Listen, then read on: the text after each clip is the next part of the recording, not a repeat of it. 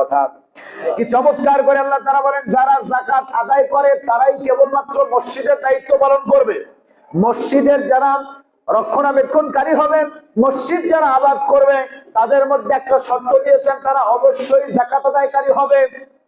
আমাদের সমাজের মধ্যে যাকাত দেয় না, নামাজ পড়ে না, রোজাও রাখে না, এমন ব্যক্তিরাই মসজিদ চালায় বেশি, ঠিক কিনা? নামাজের ধার ধারে না, যাকাতের ধার ধারে না, নামমাত্র কিছু যাকাত দিয়ে দেয়, জানে না যাকাত হয় কি হয় না, তারাই আবার মসজিদের নেতৃত্ব দেয়। এখান থেকে সাবধান হওয়া দরকার। কি চমৎকার করে আল্লাহ তাআলা বলেন, মসজিদ তারাই আবাদ করবে যাদের মধ্যে এই গুণগুলি আছে। এক নম্বরের গুণের কথা বলছেন, ইন্নামা ইয়া'মুরু মাসাজিদাল্লাহি মান আমানা বিল্লাহি ওয়াল ইয়াউমিল আখির ওয়া আকামাস সালাতা ওয়া আতাস যাকাতা ওয়া লাম ইয়াখশা ইল্লাল্লাহ ফাআসা উলাইকা আন ইয়াকুনু মিনাল মুহতাদিন। কার কথা? ইন্নামা ইয়া'মুরু মাসাজিদাল্লাহ, কান খাড়া করে শুনে রাখুন মুসলমান, মসজিদ ঘর তারাই আবাদ করবে, মসজিদের নেতৃত্ব তারাই দিবে, মসজিদ কমিটি তারাই হবে। কার কথা? নাকি হুজুর বললো? কার কথা? তারাই মসজিদ চালাবে, অন্য কেউ মসজিদ চালাবে না, তারা চালাবে। যারা চ্যানেলটি সাবস্ক্রাইব করে আমাদের সঙ্গেই থাকুন। ধনীদের সম্পদের মধ্যে দরিদ্রদের একটা হক রয়েছে, বঞ্চিতদের একটা হক রয়েছে, সুবিধা বঞ্চিত যারা রয়েছে তাদের হক আছে। ধনীদের মধ্যে, ধনীদের সম্পদের মধ্যে গরিবদের হক রয়েছে। আমরা তো কি করি, একজন গরিব আসলে দূর দূর করে তাড়িয়ে দেয় আর বলি, তুমি কি কাজ করতে পারো না, তুমি কি চাকরি করতে পারো না, তুমি একটা কাজ করে খাও, চাকরি করে খাও, ভিক্ষা কেন করো? ভিক্ষা করা কি জায়েজ আছে? কি বলেন না? ভিক্ষা করা জায়েজ আছে, তবে ইসলামের মধ্যে দুইটা কাজ সবচেয়ে নিকৃষ্ট জায়েজ কাজ। এক নম্বরে বউ তালাক দেওয়া, এক নম্বরে বউ তালাক দেওয়া, আর দুই নম্বরে ভিক্ষা করা। এই দুইটা হলো ইসলামের মধ্যে নিকৃষ্ট জায়েজ কাজ। আমরা যখন মানুষ আমাদের কাছে আসে ভিক্ষা চাওয়ার জন্য, আমরা তাদেরকে ভিক্ষা দেই না। আমার ভাইয়েরা যারা আছে আমাদের সঙ্গে অনেক কথা, আমি আসলে কথাগুলি কিভাবে নিয়ে আসবো বুঝতে পারতেছি না, যেহেতু সময়ও কম, আবার জুমাও মাত্র 3টা বা 4টা হবে, বেশি পাওয়া যাবে না। দেখুন সমাজের মধ্যে যারা অসহায় আছেন, সুবিধা বঞ্চিত যারা আছেন, তারা কি করে, আপনার আমার দিকে তাকিয়ে থাকে, আর আমরা কি করি, তাদেরকে যতদূর পরিমাণ ছোট করা যায়, হেয় করা যায়, আমরা তা করি। যদি ফর এক্সাম্পল স্বরূপ আমি বলতে যাই, আপনি বাজারে গেছেন, বাজার থেকে আসার সময় একটা চাউলের বস্তা মাথায় আর 10 লিটারের তেলের বোতল হাতে, এরপরে কাঁধের উপরে আছে আরেকটা তরকারির ব্যাগ।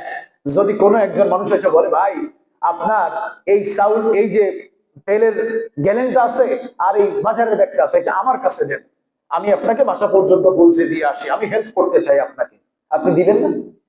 ভাই অবশ্যই আসছেন যখন, আমাকে একটু সাহায্য করুন ভাই, একটু আগাই দিন। আর এটার নাম ইসলাম। ইসলাম মানুষকে সহযোগিতা করবে, ইসলাম মানুষকে সহানুভূতিশীলতা দেখাবে, এর নামই হলো ইসলাম।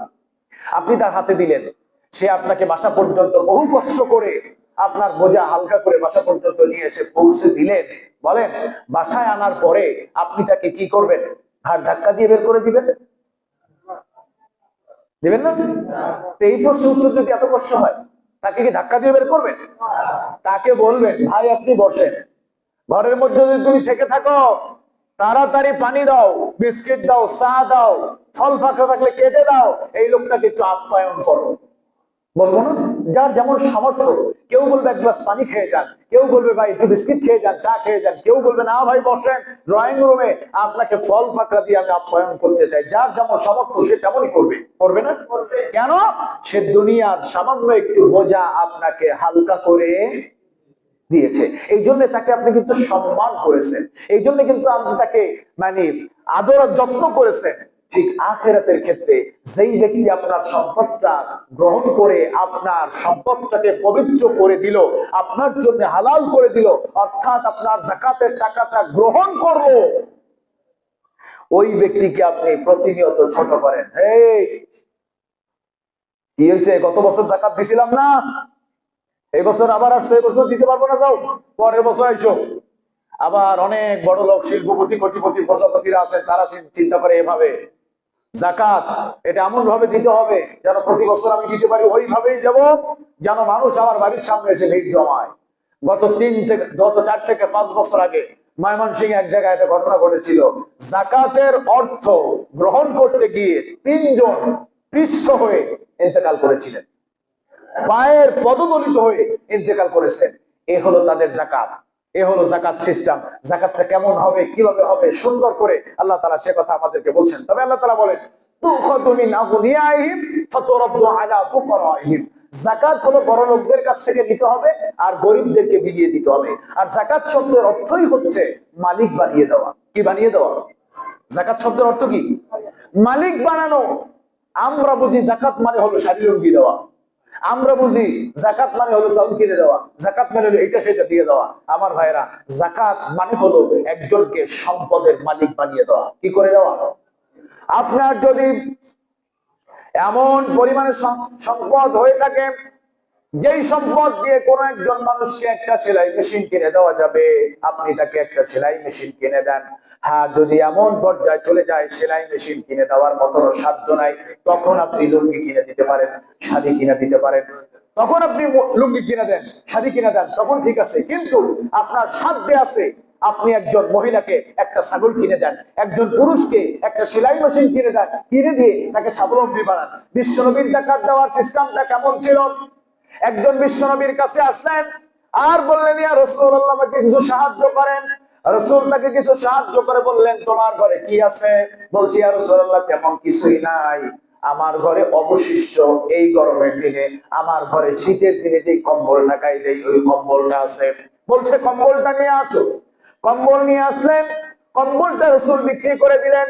এরপরে তার হাতে বিক্রি করে একটা কোঠাল ওই ব্যক্তির হাতে ধরিয়ে দিলেন, আর ধরিয়ে দিয়ে বললেন, যাও কোঠাল দিয়ে কাঠ কাটো, বাজারে রাও, বিক্রি করো, ব্যবসা করো, এরপরে পরের বছর আমার সাথে দেখা করো। ওই ব্যক্তি ঠিক কোঠাল দিয়ে জঙ্গলে গেল, কাঠ কাটলো, কাঠ বিক্রি করলো। পরের বছর আসলো, ইয়া রাসূলুল্লাহ সাল্লাল্লাহু আলাইহি ওয়াসাল্লাম, আপনি যে সুন্দর একটা সিস্টেম, একটা পদ্ধতি, একটা চাকা, একটা রাস্তা আমাকে ধরিয়ে দিয়েছেন, গত বছর সেই রাস্তা অনুযায়ী আমি চলে চলে এই বছর আমি যাকাত দেওয়ার মতন মালিক হয়ে গেছি। যাকাত মানেই হলো একজনকে একটা টাকা ঘুরিয়ে দেন আর খোঁজ খবর রাখেন ওই লোকটা কতদূর পর্যন্ত সে যাকাত আদায় করতেছে বা কতদূর পর্যন্ত কাজ করতেছে। আপনি দিচ্ছেন টাকা, ওই লোকটা বাসায় গিয়ে দিচ্ছে পেনশনের টান। আছে না নাই? এরকম বহু লোক আছে যাকাতের টাকা দিয়ে বিড়ি কিনে খায়, যাকাতের টাকা দিয়ে সুদে লাগায়। এরকম বহু এলাকাতে এরকম ঘটনার নজির আমরা পাই। যাকাতের টাকা নিয়ে সে সুদের ব্যবসা করতেছে, যাকাতের টাকা দিয়ে সে বিড়ি সিগারেট খাচ্ছে, যাকাতের টাকা দিয়ে সে জুয়া খেলে টাকাটা উড়িয়ে দিচ্ছে। সুতরাং যাকাতের অর্থ কিন্তু এভাবে দিয়ে দেওয়া নয়, যাকাতের অর্থ কিন্তু অবশ্যই একজনকে মালিক বানিয়ে দেওয়া। যাকাত আদায়কারীকে নির্ভয় প্রদান করেছেন আল্লাহ রাব্বুল আলামিন। কি চমৎকার করে আল্লাহ তাআলা বলেন, ইন্নাল্লাযীনা আমানু ওয়া আমিলুস সালিহাতি ওয়া আকামুস সালাতা ওয়া আতাউস যাকাতা লাহুম আজরুহুম ইনদা রাব্বিহিম ওয়া লা খাউফুন আলাইহিম ওয়া লা হুম ইয়াহজানুন। যাকাত আদায়কারী কি চমৎকার করে, যারা ঈমান আনে, আমলে সালেহ করে, নামাজ কায়েম করে, যাকাত আদায় করে, আল্লাহ রাব্বুল আলামিন বলেন, লাহুম আজরুহুম ইনদা রাব্বিহিম, ওই ব্যক্তিদের জন্য পুরস্কার রয়েছে আল্লাহ রাব্বুল আলামিনের হাতে। ওয়ালা খাউফুন আলাইহিম ওয়ালা হুম ইয়াহজানুন, তাদের জন্য কোনো ভয় নাই আর তাদের চিন্তা করার কোনো কারণ নাই।